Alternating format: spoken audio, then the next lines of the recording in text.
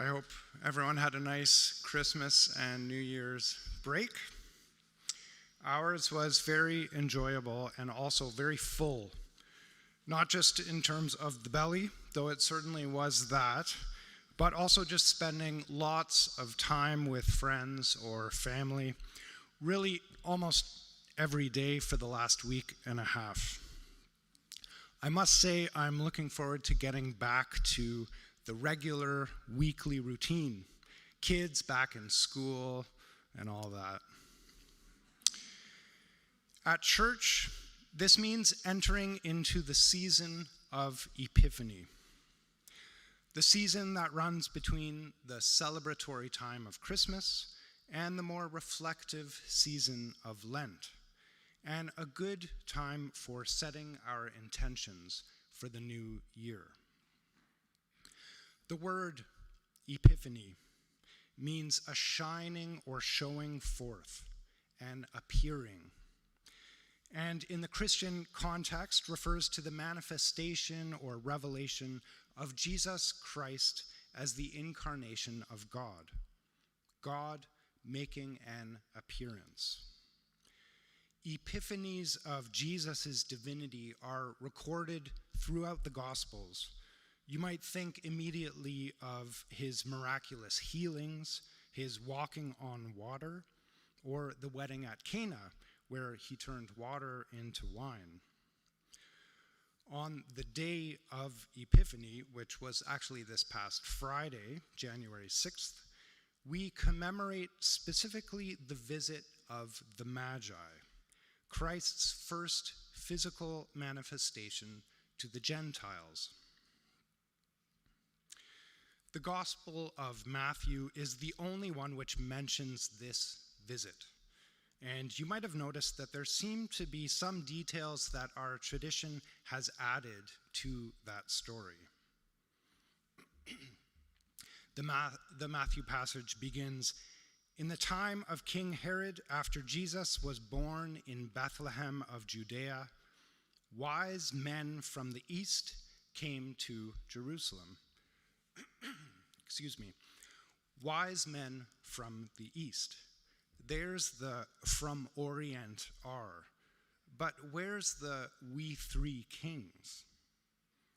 Matthew says neither that there were three of them, nor that they were kings, just that they were wise men. The Greek word there is magoi, magi. The number three presumably came from the fact that there were three gifts eventually given to the newborn: gold, frankincense, and myrrh. Three gifts given, and it's a fair assumption that there were three wise men to give them. The king's part is a bit less clear. This likely comes from passages in the Old Testament that were seen to prophesy this event. One of the main ones is the Isaiah passage that Carrie read earlier, the source of a verse that Dan Lichty has sung many times, I'm sure, as part of Handel's Messiah. "For behold, darkness shall cover the earth, and gross darkness the people. But the Lord shall arise upon thee, and his glory shall be seen upon thee. And the Gentiles shall come to thy light, and kings to the brightness of thy rising." Isaiah is speaking here to Zion as a whole, prophesying her eventual restoration. "Then you shall see and be radiant," he continues. "The wealth of the nations shall come to you. They shall bring gold and frankincense, and shall proclaim the praise of the Lord." Along with this Isaiah passage, the lectionary for Epiphany also includes Psalm 72, a psalm that may have been written and sung for the coronation of the King of Israel, urging that he be the instrument of God's righteousness and judgment. In his days, it reads, may righteousness flourish and peace abound until the moon is no more. May the kings of Tarshish and of the isles render him tribute. May the kings of Sheba and Seba bring gifts. May all kings fall down before him. All nations give him service. And in the same way, in Matthew, we hear that these wise men brought gifts to this new king of Israel, and, quote, they knelt down and paid him homage. In my reading about this story of the Magi, reading that admittedly took place in pretty short bursts in the midst of all my Christmas visiting and being visited, and didn't get too far beyond my annotated Bible and Wikipedia, there were lots of other developments in the tradition around this story that came up. Details in medieval and Renaissance art and literature that I'd love to explore at greater length sometime. The characters of these three wise men, for example. Matthew's term magoi, or magi, where we get the words mage and magic, is understood as designating these wise men as members of the Persian priestly caste of Zoroastrianism, for whom astrology was an especially important religious pursuit. Hence their ability to recognize and follow the unusual star of Christ's birth. Tradition also goes so far as to name the three wise men: Caspar, or Gaspar, who is described as a king of India of 60 years, Melchior, a king or scholar of Persia of 40, and Balthazar, a 20-year-old king of Arabia or Ethiopia. Traditions also rose up around their gifts, like what happened to the gold that was given to Jesus. A thought I confess has never crossed my mind before. Some say that it was stolen by the two thieves who were crucified along with him, or by Judas. Others say that Mary and Joseph used the gold to finance their travels when they fled Bethlehem and King Herod. That one has the ring of truth to it, I'd say. It sounds like the kind of practical thing parents would have done in that situation. Not necessarily what I would have done. I would probably have invested it in Bitcoin and lost it all. I should probably count myself lucky I didn't get any gifts of gold this Christmas, although I did get something pretty close. Not officially a gift, but a little surprise just before New Year's. We have a daughter who is now a teenager, and like many teenagers out there these days, she spends a lot of her time on TikTok, this Chinese social media app. I've set up a VPN on her phone where I can do things like control when she can use the internet and how much time she can spend on certain apps, knowing that if I didn't set a limit on TikTok, it could just start taking over her entire day. It's this feedback of likes and follows and mildly pleasurable videos that creates a constant dopamine trickle in the brain. And it can literally become addictive. But like all social media, it's a way she engages with her friends and peers and also gets news and politics from the outside world. So I'm not ready to just shut it down altogether. It's a balancing act. That is one of the many joys of being a parent. Anyways, I came home from a dentist appointment the other day, and to my great surprise, Safi told me that she had uninstalled TikTok and was going to keep it off of her phone for a whole week. Not quite gold, but pretty close. Better than myrrh, I'd say. Apparently, she had started listening to a podcast of some YouTube influencer, Emma Chamberlain, who is like 20 years old, but seems to have all this deep wisdom and life advice to share, maybe a bit like our Balthazar. And she did an episode that convinced Safi about the dangers of TikTok, the risk of addiction, and the way it really messes with your attention and attention span. Like a typical dad, I right away was like, why don't we try to uninstall it for a whole month? It can be like a New Year's resolution, just pushing it way too far and probably making the whole thing feel lame out of the gate. But Safi graciously ignored me and has diligently continued with her intention. And it could be just my imagination, but the quality of her attention already feels different to me. Apps like TikTok, and for me, Twitter was the same way before Elon Musk ruined it. These apps don't cost money, but we certainly pay for them with a lot of our time and our attention. And they're obviously designed that way, designed to keep us clicking and scrolling, because where our attention is, our gold will follow.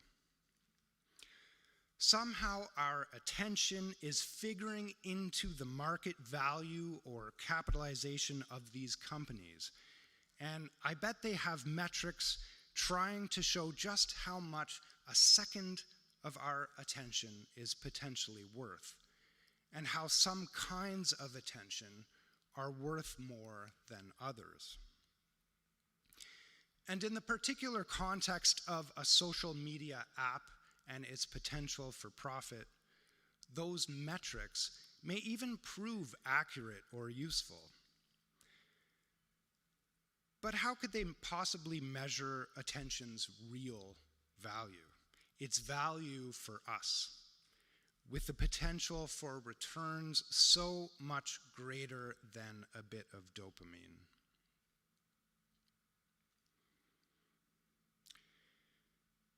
If we peel back all the layers of tradition around the story of the Magi, their ages, their royal lineages, their Zoroastrian religion, and we come back simply to Matthew's wise men of the East, we will find that it's actually clear from reading the passage why they are called wise. Where is the child who has been born King of the Jews, they ask, for we observed his star at its rising and have come to pay him homage. These are men, and note that grammatically they may even have included some women, since Greek plurals will be masculine unless every single member is female. So these are people who have noticed an unusual star and are able to grasp its significance. This is the makeup of all epiphanies or theophanies, all appearances of God in the Bible. They have two parts, the sign and the significance of that sign.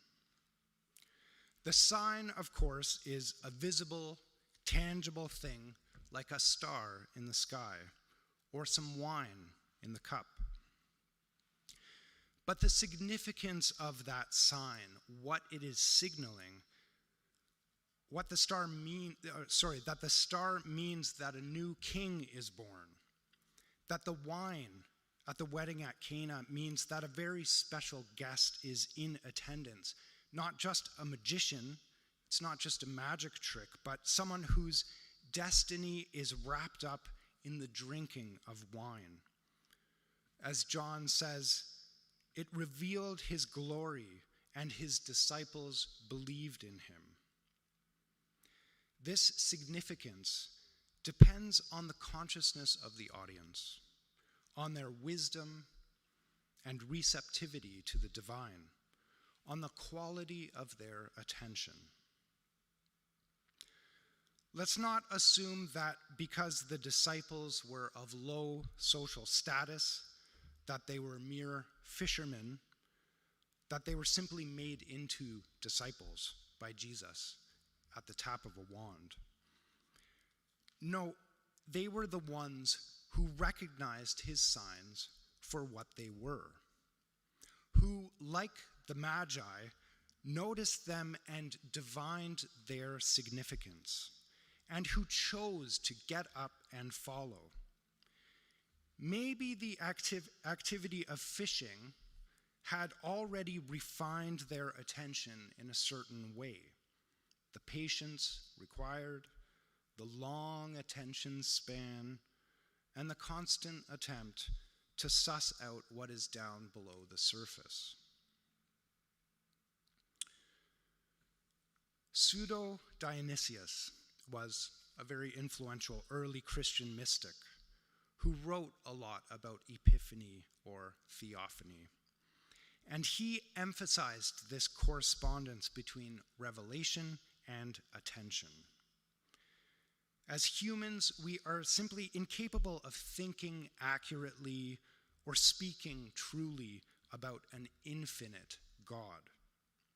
God transcends all thought and speech. But we can come to know God through his theophanies, through created things that reveal his glory. But that revelation is dependent on, it's proportional to our stage of spiritual development. The more our attention becomes dulled and captured by the rubric of our daily cares, mulling over the past and worrying about the future, the less are we able to notice those signs that the world is alive, shining with God's glory. In fact, Dionysius claimed that the saints are people whose spiritual development is so refined, their attention so unalloyed by fear and worry and meaningless pleasures, that for them, everything and everyone is a theophany, a direct revelation of God. The saints see God everywhere they turn. Our scriptures teach us that love is the most valuable thing we know of in this life. It has the biggest market cap. I think a big part of love is simply paying attention. And it's my hope that in this season of Epiphanies, as we set our intentions for the new year, that we really try to pay attention to the things that matter most. I know that my kids can so easily become part of my daily rubric when I relate to them out of the busyness of my life, where I need to be, what I need to do, and all that. If I would pay them my proper attention, that's when I can learn who they really are. That's when revelation happens. And who knows, maybe with practice I can become like the saints and see God manifest even in TikTok videos.